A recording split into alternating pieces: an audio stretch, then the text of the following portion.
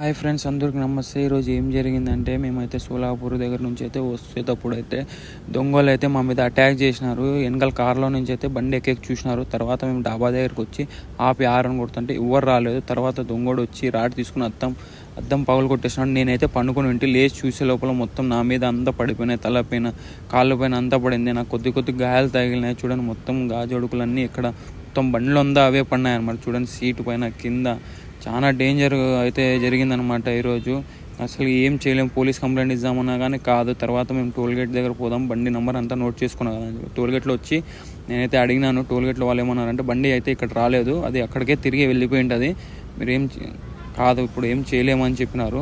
Footage కానీ దొరకలేదు. తర్వాత అద్దం మార్చుకుందామని చెప్పి బసవకళ్యాణ్కి అయితే పోయినాను. ఆటోనగర్లో ఉన్నాను, బసవకళ్యాణ్ ఆటోనగర్లో. ఇక్కడ నుంచి హైదరాబాద్ 100 కిలోమీటర్స్. ఈ అద్దాలు అనేది మార్చాలన్నమాట. ఇవి చూడండి మొత్తం ఎట్లా పగిలిపోయిందో. ఇవి కొత్తది వేయాలంటే 4000 అడిగినాడు అన్న.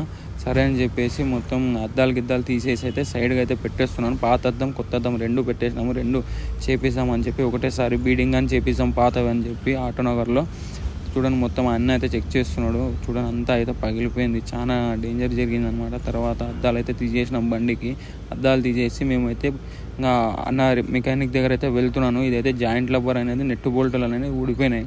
తర్వాత మెకానిక్ దగ్గరికి అయితే బయలుదేరుతున్నాం. ఆటోనగర్లోనే కొద్దిగా చాలా పెద్ద ఆటోనగర్ అనమాట. బసవకళ్యాణ్లో బాగా వర్క్ చేశారు ఇక్కడ.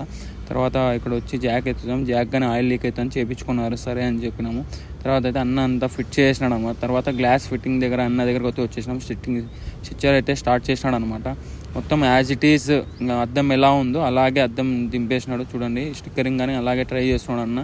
తర్వాత పాత అద్దంది అయితే మొత్తం బీడింగ్ చేసినాడు అనమాట. ఇది కొత్త బీడింగ్ వేసినాం, పాత బీడింగ్ బాగలేదనమాట. తర్వాత వచ్చేసి ఇది కొత్త అద్దం, ఇదే పగలు కొట్టిన దొంగలు. దాని తర్వాత అయితే మొత్తం ఏఎస్టీ యాజ్ మొత్తం అలాగే ఉంది. చూడండి, మొత్తం నేమ్ కానీ అలాగే సెట్ చేస్తున్నాడు అన్న.